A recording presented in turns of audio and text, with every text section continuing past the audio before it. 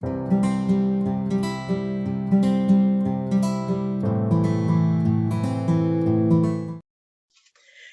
today I'm talking to Kerry Burr. I met Kerry about a year ago, and I have been slowly learning about her story, but I've never actually heard her whole story. So this is going to be exciting because I'm going to be learning at the same time you're learning. So this is great.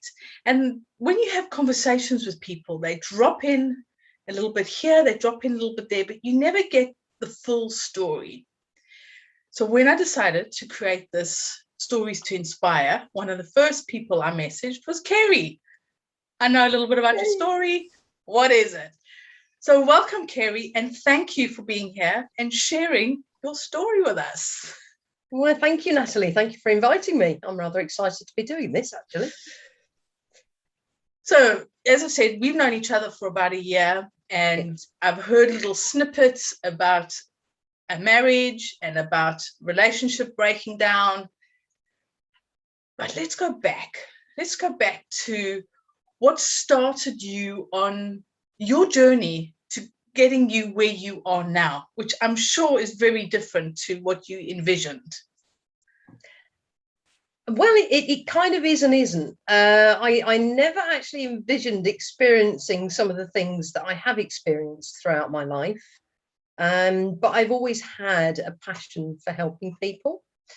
My first memory of thinking to myself, what do I actually want to be when I grow up? And the first thing that popped into my head was I'd like to be a nurse. Because I do enjoy looking after people, taking care of them, you know. So there was obviously that nurturing part of my nature was coming through.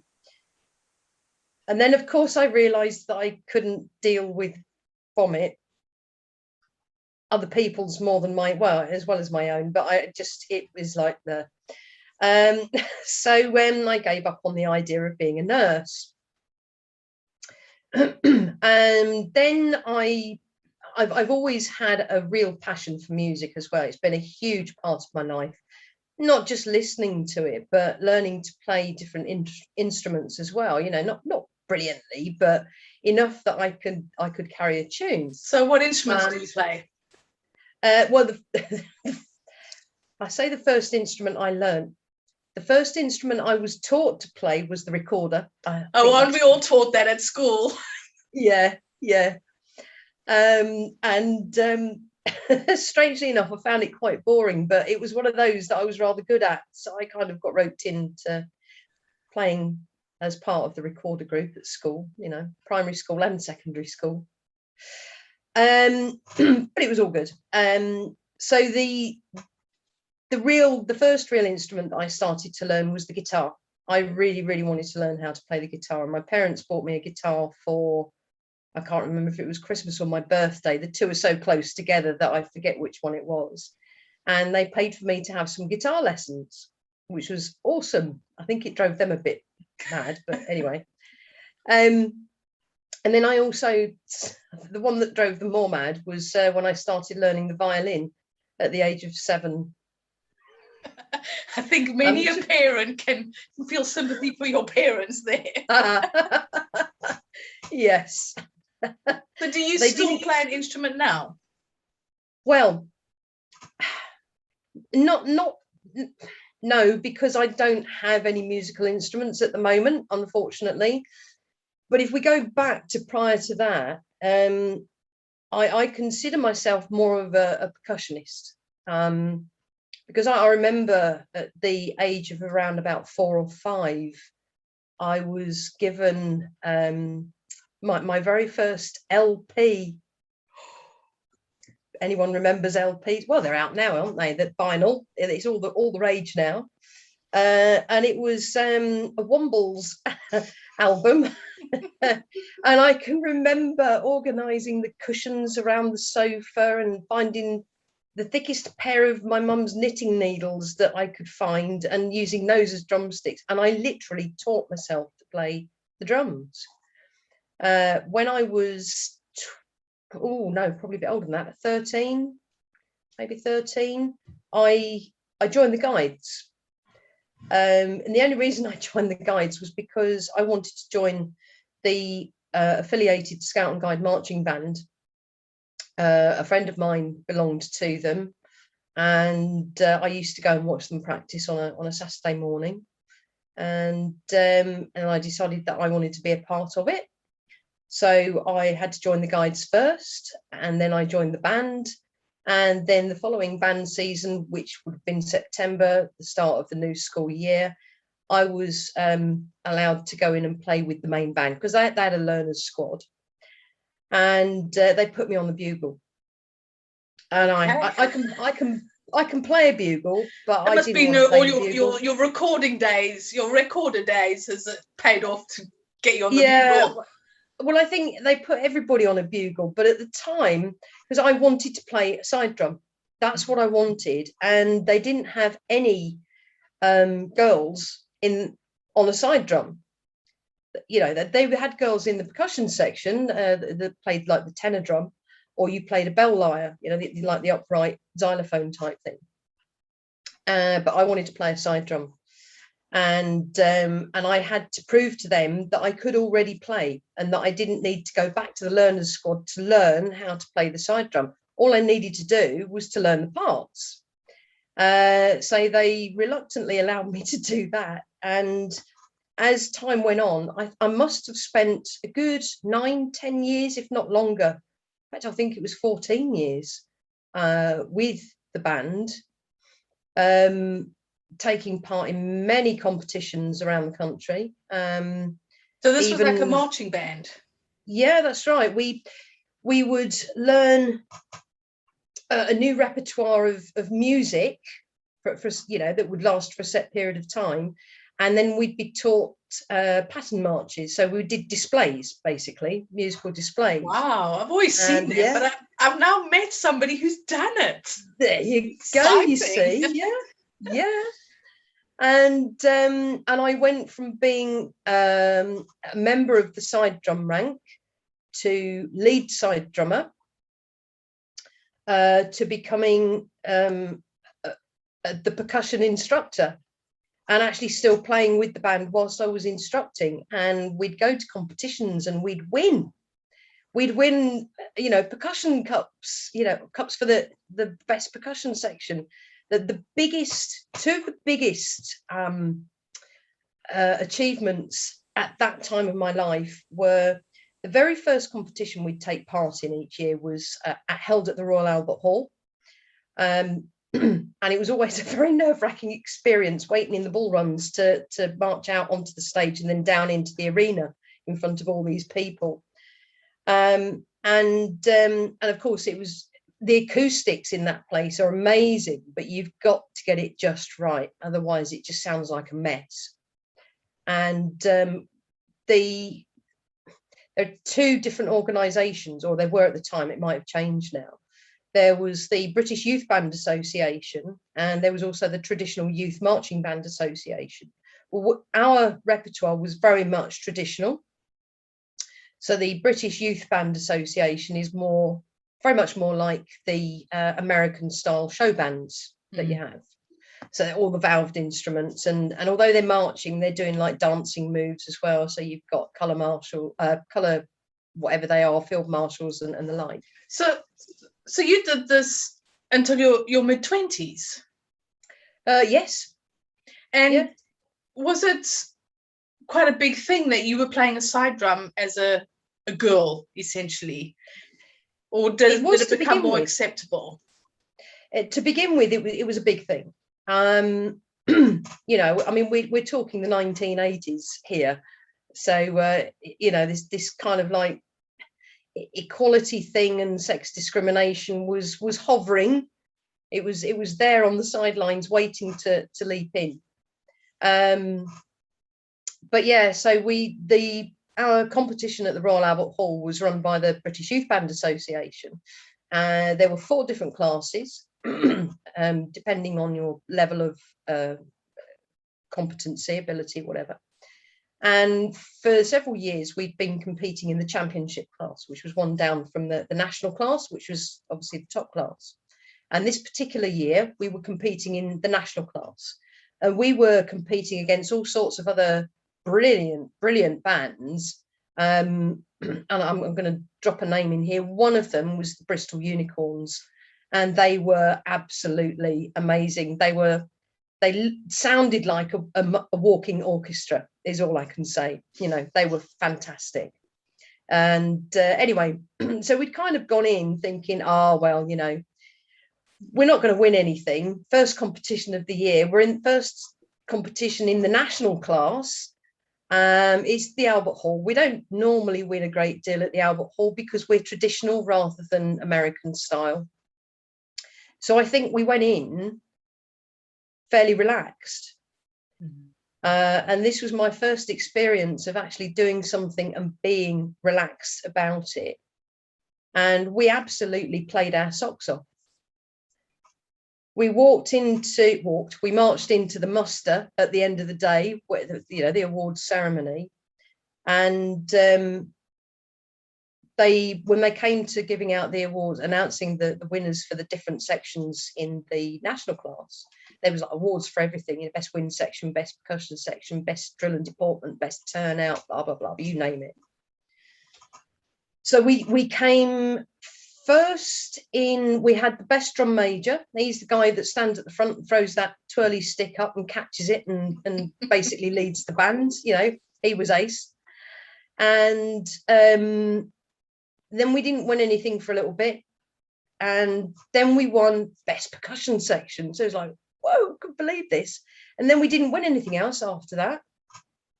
And what I didn't realise at the time is that when they came to when they came to work out who was a runner-up, who came second place, and who was the winner of the class and the overall competition, it was done on the total number of points. Okay. So it seemed that we'd come a really, really close second in everything else because we won the competition. And it was just amazing. And I get goosebumps every time I talk about it. It was just absolutely wonderful. It was like, oh my God. So there's a bit of a lesson in that. Is that you were relaxed, you weren't stressed, so you still played your socks off, your words, and you still put your all in it, but you didn't have that stress factor. Absolutely. So that must have been a really enjoyable event. Definitely. Yeah, that was, I would say absolutely that was my first lesson of going into something feeling relaxed. I felt confident, you know, I knew that we could play really, really well. It was just that sort of, well, are we good enough to compete? Just goes to show you never know, and absolutely. You were good enough. And that shows is that you didn't think you were, therefore you were relaxed, but actually you were. Yeah, definitely. So, and the other occasion, as you know, part of the band, and again it was later on, so I was playing as well as instructing. And by this time, I should add that the whole side drum rank were all girls. It was all female. In fact, it was female dominant. The percussion section as a whole was female dominant. Oh, that's good. Yeah. No, it was really, really good.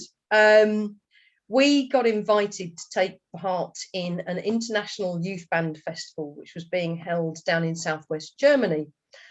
If I recall correctly, it was in 1995.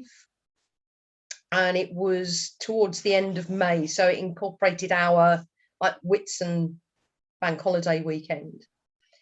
And we were given home hospitality in a beautiful village, you know, right next to it was right by the Alsace region. It was that close to France, and you know, the people in the village were just so friendly, so welcoming. It was wonderful, and we actually got to play in all different places. You know, in the village itself, in the nearest town, which I believe was. I always get confused. I can never remember whether it was it Breisack? Berkheim. The village was one, the town was the other.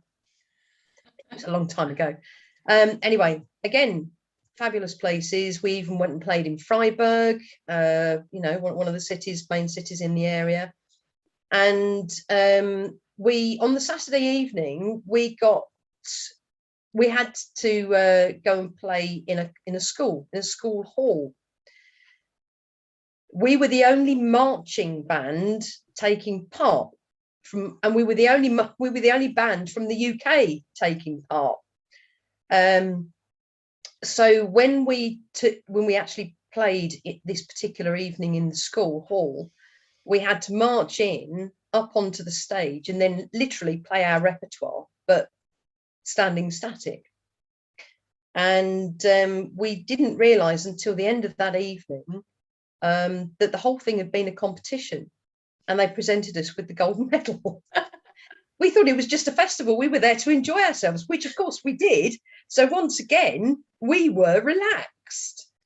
And then the following day, we were invited, along with a band from Moscow, to go and take wine with the Oberbürgermeister, which is kind of their regional equivalent of our Lord Mayor of London, if you like.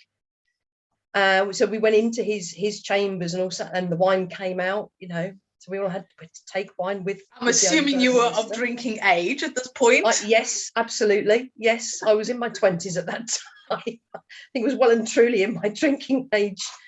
And we were asked to sign a book, which we did. And we later discovered that that's their equivalent of when we give somebody the keys to the city.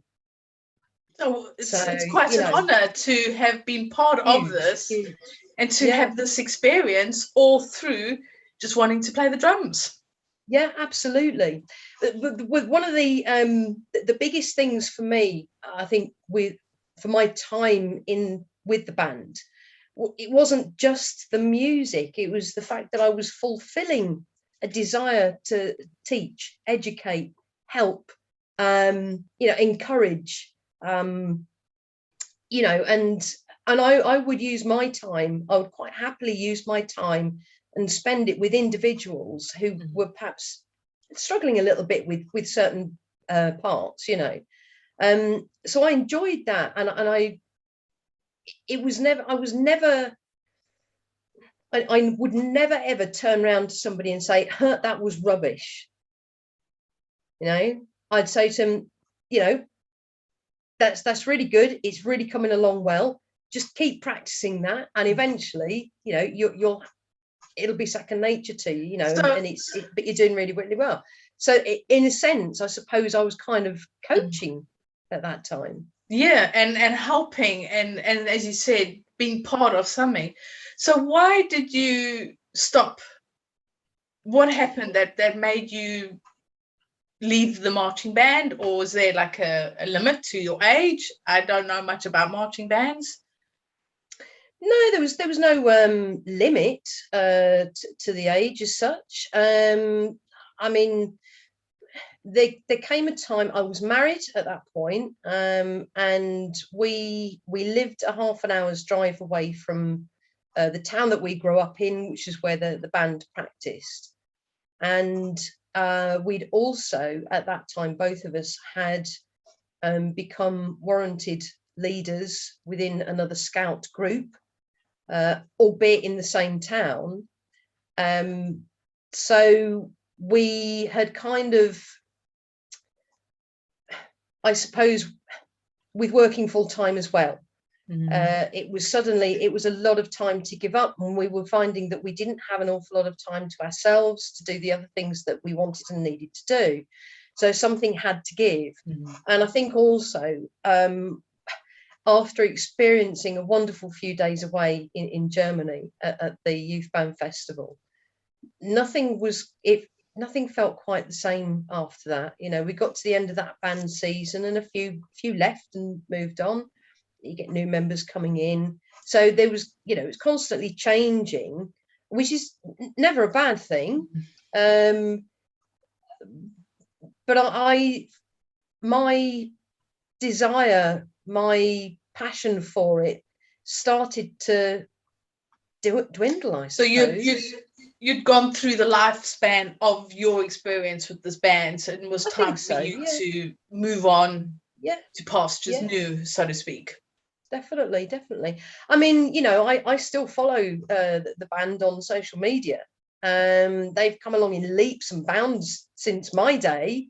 It's all valved instruments now, and they're doing absolutely wonderfully, and they sound amazing. They really do sound amazing.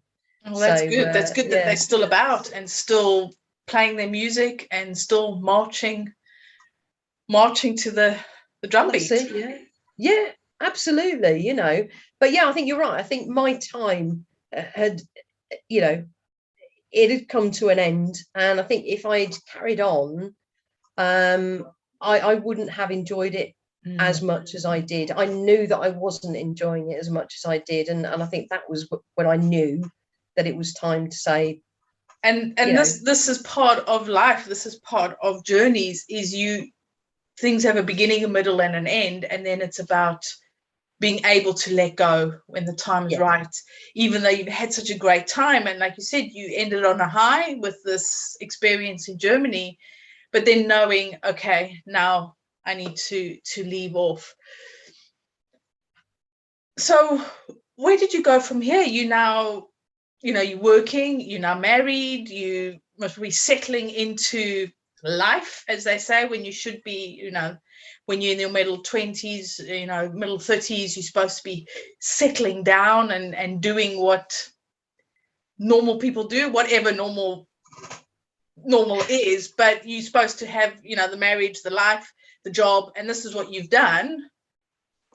What happened? Yeah, well, I think that was part of the problem. Not in a bad way. I got married when I was 20 years old.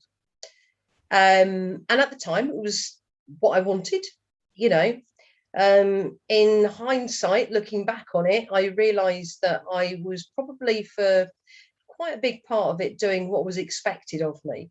As you've just said, by this particular age, you should be doing this, you should be doing that, and at that time, that's literally, in fact, throughout most of my life, at that time, it was very much a case of, well, really, you should be doing this. Really, you should be doing that, And I'm thinking, yeah, maybe, should I? Well, I suppose so, because most of my other friends are doing this now or doing that now, and they're planning blah, blah, blah, blah, blah. So, perhaps I should be doing that as well. But it was never it was rarely, I should say, a case of, yeah, I really, really want to do that. It was rarely anything that I could ever get excited about, unless it involved music, or going out and having fun with friends. But yeah, so as I say, I got married when I was 20. The marriage was never really a marriage. We were really good friends, best friends, probably more like brother and sister, to be perfectly honest with you. And whilst we had a good relationship in that sense, we got on really well together. We had some wonderful holidays, and we enjoyed going out with friends. We enjoyed spending time with each other's families and whatnot. It just wasn't right for either of us. And so I think it was, trying to remember the year now, 2001 maybe. We realised that no matter how hard we were trying, we're actually doing that rather than that. So we decided that it was probably best that we called it a day. We'd been married for 11 years, 11, 12 years. So you still friends? Are you still, you still talk to each other? Yeah, occasionally, yeah. But you're not enemies. You just have different lives. Hence the occasionally, as opposed to somebody has to have a gun to my head for me to talk. But that's good that you've come out of a marriage as still being friends. Definitely, yeah. And you didn't have kids. No. And this is something that I find amazing, because not many people come out of a marriage and are still friends or still talk with their exes is when there's no kids. Because sometimes you have to build a relationship that works because of the kids. But when you don't have kids, you don't have that obligation, you don't have that responsibility to stay connected. There's no reason to. So it's very easy to become enemies and separate, and that's it. And it's lovely to see that you've come out of this marriage without becoming enemies. That's wonderful. Yeah, it's well, I think, you know, both of us kind of looked at it and we thought, well, you know, it's not that we're not blaming each other for whatever it is that wasn't working, you know, and we were still friends, and it was an amicable agreement. You know, I mean, we both moved on from that relationship, and we pursued other relationships. And you know, there's always been the ability to chat, have a conversation, offer a bit of support, because, you know, if something's not working, it's not working, is it? And putting blame on somebody else for something that's not working it doesn't get anybody anywhere. And, you know, the end of the day is we both chose to be in that relationship. We both chose to get married to each other, obviously, at that time.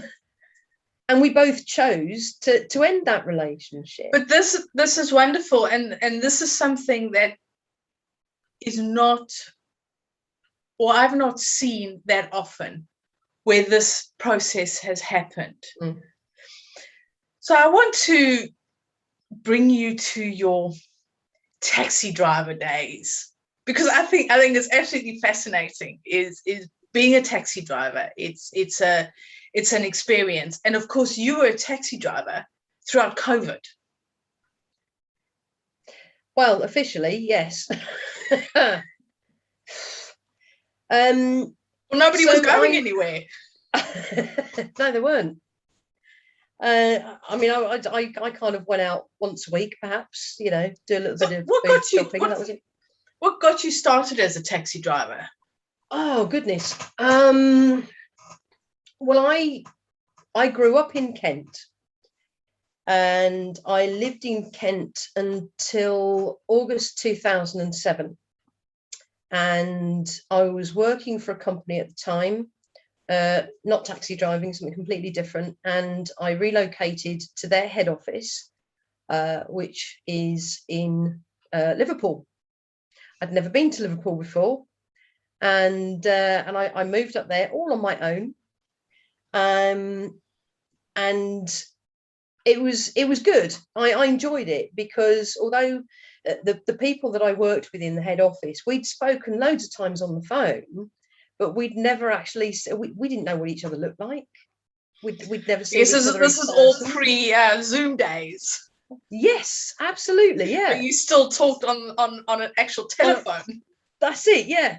Mobile phones did exist at that time, but they didn't. Yeah, but they weren't as predominant as they are now. And it's not that long ago, though, is it? It's not that long ago. No, it's not. It was still pre-iPhone days, so there was no such thing as FaceTime either. I think Skype might have been around at the time, just about. But so yeah, I mean, that was like a new adventure for me, a kind of a new chapter in my life, a fresh start, and it was great. I enjoyed the job. The people that I worked with were absolutely amazing. You know, really, really lovely, so friendly. The working environment was a little bit stressful. I say a little bit. That's probably a bit of an under. Anyway, but it did affect my health a bit.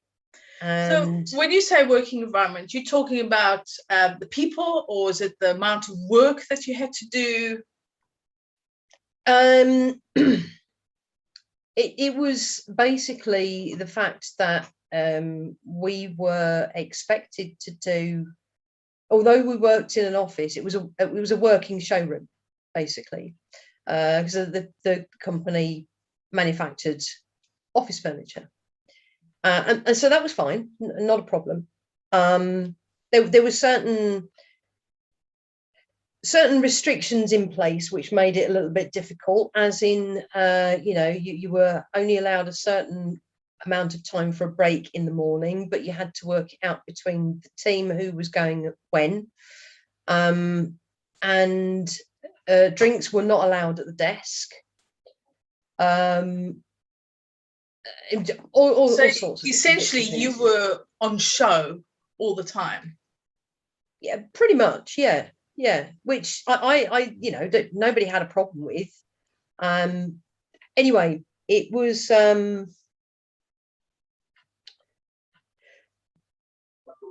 when I got diagnosed many years ago with IBS. I mean, I have it under control for the most part these days. It's not an issue. But at that time, it could be triggered by stress quite easily. And I'd already gone through a really stressful period prior to moving away anyway. And there was still certain things going on, unfinished business, if you like, from previous relationship, that wasn't the best environment either. So I was still experiencing a degree of stress in that respect. So without getting into too much detail, I'm sure anybody that knows anything about these particular conditions knows that there are certain times where when you've got to go, you've got to go. And that meant if I'd already had a break and I had to go, that was simple as that. So I'd be away from a desk. Occasionally for a little bit longer than perhaps was considered normal. And that kind of went against me a little bit. There were a few other little bits and pieces as well, nothing major, but nevertheless, and it just added to the stress. So it got to the point where I was having time off sick. And of course I wasn't being paid for having that time off sick, and living on my own and being solely responsible for all the financial bills. It started, that added to the stress as well. So, and I just thought one day, this is ridiculous. I can't keep doing this. What's the solution? And as luck would have it at the time, I'm saying luck, a friend of mine contacted me and said that he was in business. He had a business partnership with another guy, and they had a firm in Birmingham, and they were looking to expand the business. They were moving into new premises at whatever date it was, in September of, this was 2008 now, and they wanted somebody to come and basically manage the office administrator, office manager, whatever you want to call it. And as far as they were concerned, I was the ideal person. I was like, right, okay then, let's Another do this. relocation? Yeah, absolutely. So a month later, I'd moved down to Birmingham from Liverpool, and I had a lovely little apartment in Smethwick, and it was just a 15-minute drive into the centre of Birmingham to the office. All very nice, thoroughly enjoyable. And 4 months later, I was made redundant. Wow. By this point, I'd obviously been introduced to a whole host of different people. And I was introduced to some people who live not too far from where I'm living now in Staffordshire, South Staffordshire. And they were working part-time for a taxi firm who were looking for somebody to answer the telephone 3 evenings a week, take the bookings, give the bookings out to the drivers, And so it was very much a case of, was I interested? And I said, well, I've just spent 6 months trying to find another job and I'm not having much success. Yeah, it's better to have something on the CV to say that I'm working, albeit part-time, than nothing, So I did that. And I carried on looking for work. And then a couple of months later, I was having a chat with the boss. And he said to me, have you ever considered driving a taxi? And I said, no, I hadn't. And this was back in 2010 now, 2010. And he said, well, we had a chat. And he said to me at the end of it, just have a think about it and let me know what you want to do. And I thought about it for a moment and realised that, his offer was a bit of a no-brainer, really. It would give me something to do with the rest of my time. It would earn me some money, and I could still continue looking for another job. It was going to be a stopgap. 3 years later, I left there and went and worked for another firm doing taxi driving. And then about another 3 years after that, I moved, not too far away, so still being able to work for the same licensing authority or through the licensing authority. And I didn't go into partnership with another guy, but it was his firm, we worked together. So you never had the black taxi that you see around London? Oh, I did get to drive one of those because, awful. The brand new ones are lovely. They really are, really lovely. But this was old. It was awful, So you'll stick to the one that you've got now? Well, about 3.5 years ago, I suddenly found myself out of work again. And so the only thing that I knew that I could do more or less straight away was to get my own car, my own vehicle, get that licensed and appropriately insured, because I still had a taxi badge, taxi driving permit, and work on a private hire basis, because I'd already got a few regular clients that were mine. So 3 weeks later, I had the car, got it all licensed and everything, and this was the end of February, beginning of February 2017. So yeah, I've done that ever since. And then, of course, the first lockdown hit last year. Most of the work that I did was airport transfers, which of course all disappeared overnight. Yeah, it's been very strange ever since. Very, very quiet. So I know that you building a business, helping people. You've done NLP. You helping people to find their way in life.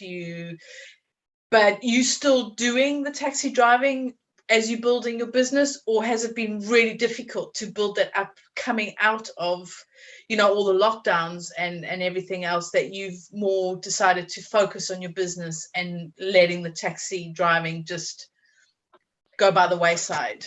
So to be perfectly honest with you, there's very, very little happening with the taxi business at the moment, and it's not just me. Most of the drivers in the area are experiencing it, it being extremely quiet. Well, traveling is back up, though. People are traveling more, so they are starting to, yeah. So the airport runs picking up, albeit slowly. No, nobody's traveling from your neck of the woods. Well, the thing is, I mean,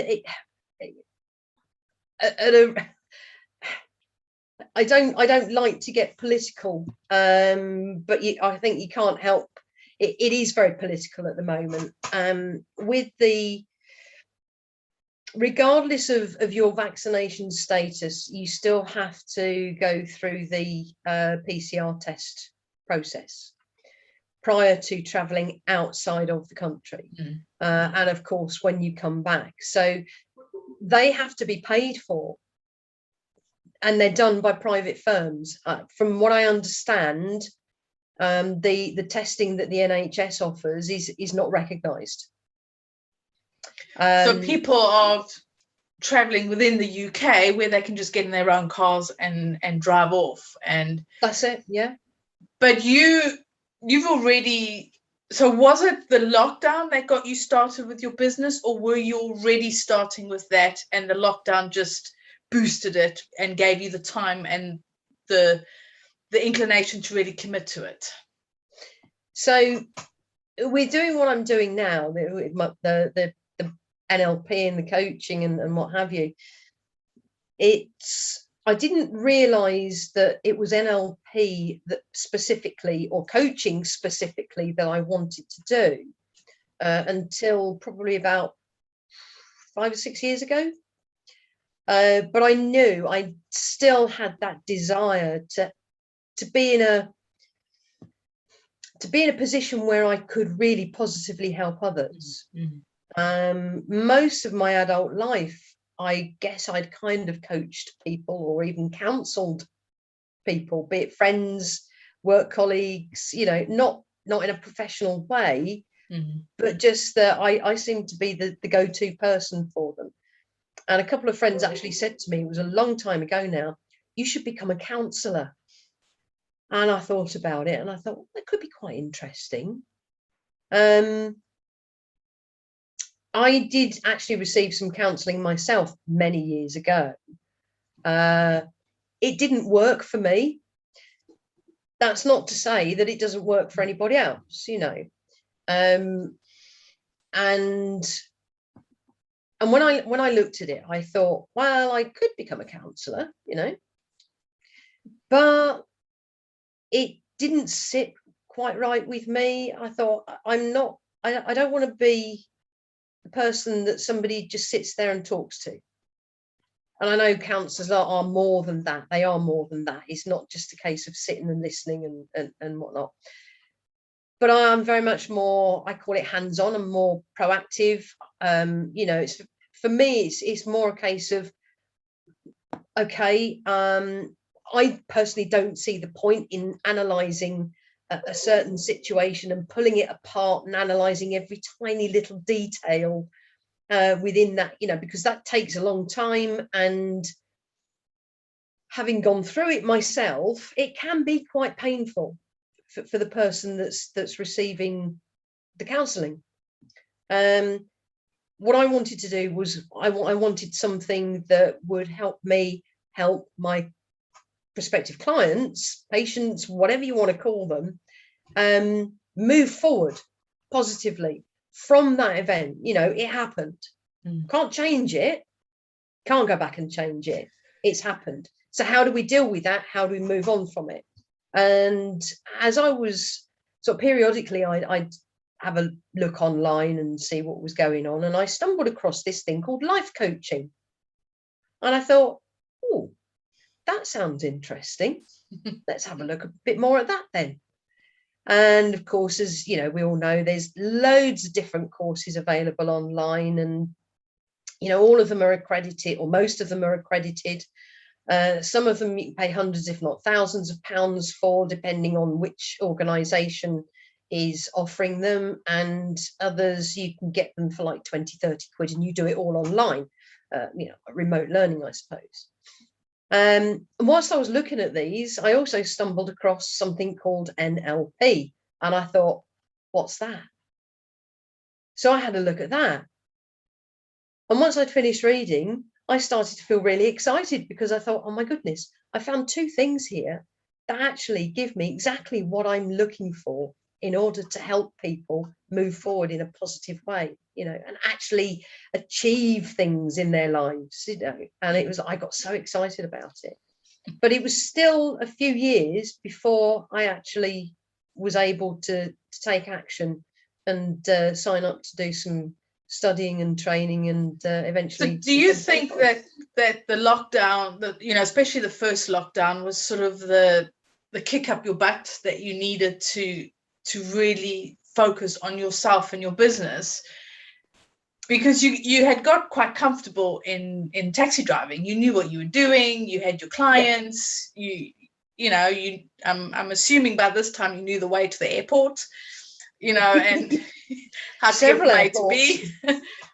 But you got comfortable. So why change it? When we get comfortable, why change something? Well, first and foremost,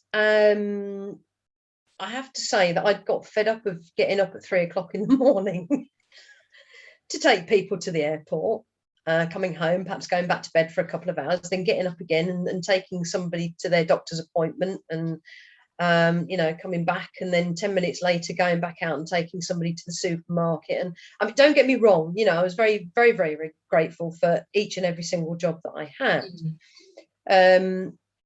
But also at the same time, I had this burning desire, and I still have this burning desire to really, really make a difference. And it's not just about making a difference in an individual's life. It's about making a difference as a whole, in the wider aspect. So it was 2019. So prior to all of this, prior to anybody's knowledge of COVID, I actually went to a personal development workshop day that was like none that I'd ever experienced before. And we've got to remember as well, at this point, I'd also got very, very interested in the law of attraction. I think I'd only encountered that. I'd only heard of that about 18 months prior to this. So, of course, everything that I'd been learning over that time, I'm thinking, but I already know this.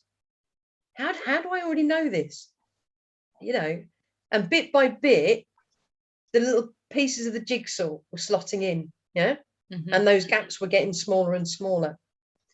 And I did this personal development course, workshop, and I came away from there and I was just absolutely buzzing. And the following day, I thought, I've got to do this. I've absolutely got to do this. So I contacted a lady who I know was already a fully qualified master NLP practitioner and coach and all the rest of it, bits that go with it. And we had a conversation on the phone. And it turns out that she's also a qualified NLP trainer. And she, along with another master practitioner and qualified NLP trainer, were running NLP practitioner courses. And the very last one that they were running was in February and the beginning of March 2020. So I said, right, sign me up, which she did, paid for it, got all my training materials, spent the next few months doing all the study and listening to the audios. Middle of February last year, went along and attended my first 4 days of training. And then the beginning of March, went and attended the next 4 days of training, which gave me the certified NLP practitioner qualification. And a week after that, I set up my coaching business. And then a week after that, they announced the first lockdown. What was weird was I'd always intended to set up, once I became qualified, I had always intended in setting up my own coaching business anyway. And of course, so I set it up, and I was busy with the taxi business. I was busy. And all that week I was thinking, oh, I wish that I could have some time to actually focus on the coaching business and get it. So it's you who caused the lockdown. You used the law of attraction and got the whole world to just stop so that you could have some time off. Yeah, that's why I say I always apologize to people and say I'm really, really sorry, it was my fault. And that thing, be careful what you wish for. So yeah, but in all fairness, and I know that it's been a really, really difficult time for a lot of people And I think to a degree we've probably all struggled at some point with it. I don't think any of us expected it to go on quite as long as it has.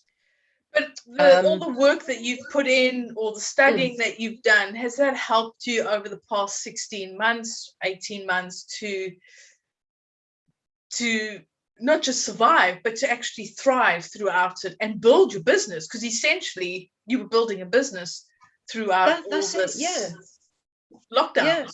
Yeah. I mean, I was, I have to say, I was amazed as to how quickly I started having people coming to me and saying, can you help me with this? Can you help me with that? Excuse me. And I mean, it's peaks and troughs, which is kind of how it's been right from the very start. I'll have quite a bit of work on, and then all of a sudden it's like, okay, it's a bit quiet now. But I'm working with a couple of other people on a couple of separate projects at the moment, that they're in the creation stage. And I've got my own little project that I'm working on as well. That's still in the creation stage. So it's not as if I've got nothing to do. So it's I've got plenty to keep me occupied. Watch this space and see what the next part of the journey is with Kerry.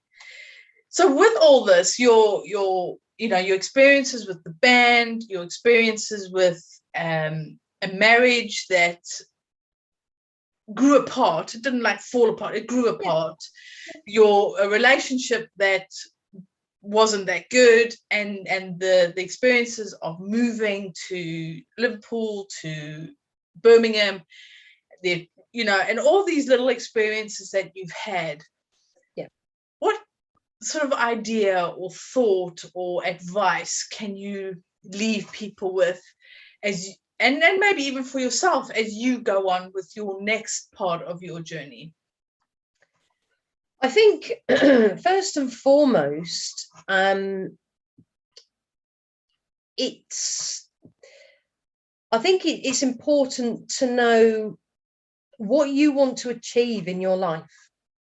And it's going to be different for everybody. I was talking about comfort zones the other day on social media, and I think it can be a little bit misinterpreted. That comfort zone, it's a diagram, and the comfort zone will mean something different to everybody, but I always considered that I was very strong-willed and stubborn, and I suppose I am, but I like to sort of flip it a little bit and refer to it as, I know exactly what it is that I want out of my life. I know exactly what I want to achieve, and I know why I'm doing it as well. I know the reasons why I want to achieve these things, and I have that determination, and I have that desire, and I have that determination to persist with it. So a question I've got for you now is, in your early 20s, you were doing what you should do. Yeah. Are you doing what you should do now, or are you doing what you want to be doing now? A little bit of both.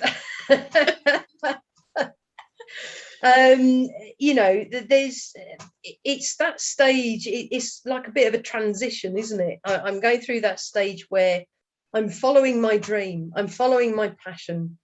And I'm loving doing what I'm doing.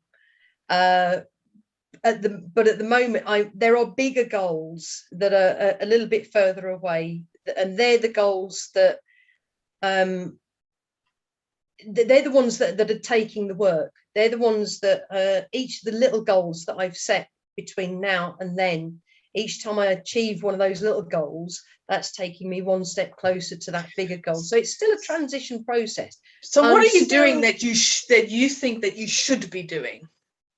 I'm doing what I believe I should be doing, and what I believe I need to be doing, and also want to be doing.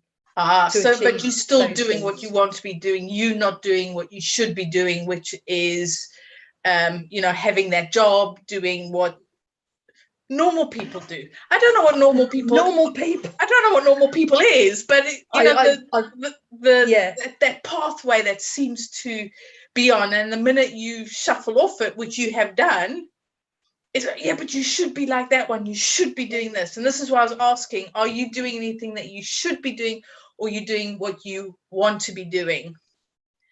I'm doing what I want to be doing. But As I within said, that, you're doing what you need to do to get to where you want to go. that's it. So it's not Yeah, should be yeah. doing; it's need to be doing. It need to be doing. Yeah, yeah, absolutely. Yeah, yeah. I'm not doing things that other people are telling me that I should be doing and what they think I should be doing. It's I've been on the receiving end of that again recently. Bless them. But yeah, it's I think having direction. It's following your passion, following your Yeah. heart, following what it is that you want to be doing, and within that, creating the right path to do it. Like you said, is having that goals. Okay, and now what do I do to start to achieve those goals?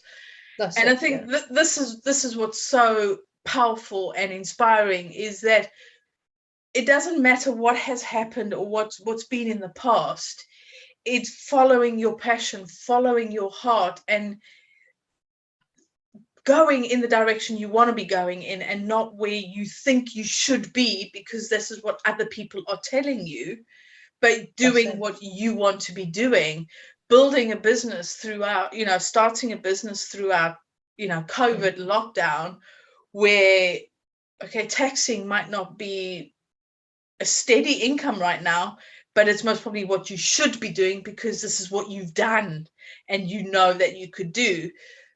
But this NLP stuff, taxing is safe. NLP, what's this? This is it. Well, yes, yeah, I totally agree with you. Taxiing is safe, when the work is there. But it's understandable. What I don't want to do is fall into the trap of relying on the taxiing to kind of top up my income. It's great that it does at the moment, a little bit, but it's not something that I will continue doing once I've got my coaching business to the level that I'm happy with. At the moment, the taxing is more a means to an end, because that is where you want to be, and it's helping you get there. Yeah, it's a bit like delivering the pizzas or the whatever the takeaways are, The other thing I was going to say as well, there's two more things. One of them is obviously that first lesson that I learned, that relaxed, because that's the best state to be in. It's the best state to be in for our minds to become creative. It's the best state to be in for us to be able to perform at our best, no matter what we're doing, whether it's playing a musical instrument or painting a picture or driving a car or, taking somebody through a coaching session. That's the best state to be in. And we're also more likely to see those opportunities that present themselves to us, because they're always there. It's just it's actually down to our mindset, how open and receptive our minds are, and being able to see those opportunities, as I say, that are still there. And one other thing, I realized when I finally left Kent, I made peace with everything. The day that I left, I made peace with everything, because I realized that no matter how bad things may have been a few years leading up to that point, the reason I was where I was because of every decision that I'd made, every decision that I had made. So I realized that I can't blame anybody else for that time of my life being a bit rubbish. The only person to blame was me, because I made the decision to stay. I could have gone at any time, but I chose to stay until that particular moment when I chose to leave. And that's very powerful. And that is very much is taking responsibility of your actions, your choices, your decisions. And it's about just owning up to what has happened. Absolutely. And realizing that, if anybody that's watching this, listening to this, if there's some aspect of your life that you're not happy with, it's within your power to change it. I mean, we can't change this whole COVID situation at the moment. There are obviously still certain things that we've got to go along with. We've got to play along with them, or not, depending on your views.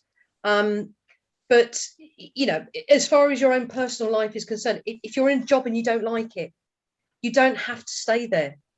Everybody has the choice to. You have the choice to make a decision on which way to turn left or turn right. Your life is what you make of it. Definitely. I just want to say thank you so much for sharing. It is about finding those lessons that we learn, finding those little nuggets that get us to where we are. And it's the little, almost the footprints from our past, which get us to where we are right now. And we are now creating the footprints for where we will be. And it always does come down to, as you said, a choice. Do I stay? Do I go? Do I turn left? Do I turn right? Do I go straight? Do I stop? It is always a choice that we have. Yeah. But the biggest one is owning up and taking responsibility for those choices. Because even if you stay and you think it's somebody else's fault, you've decided, you make the decision to stay. Absolutely. So thank you so much for sharing. And I love your story of being in Germany and being in a competition and not even knowing you're in a competition. I think that's fantastic. Brilliant. Absolutely brilliant. And I wish you the best for your next part of your journey. Thank you. I'm so excited to see these little projects coming out. I know you've dropped little hints and I've seen little things and I'm like, ooh, this is exciting. So I'm really looking forward to seeing the next part of where you're going and what you're doing. So but thank you so much for sharing and being part of the stories to inspire and being there. And I'm sure that the listeners will have got something, even if it's a tiny little nugget. Nuggets are so important. You just think a little gold nugget. Think of the value in a little gold nugget. So thank you for sharing. And I'm watching the space with excitement and anticipation. No pressure there for you. No, none at all. But thank you so much. And I've really enjoyed having you. And until next time, take care and we'll see you soon.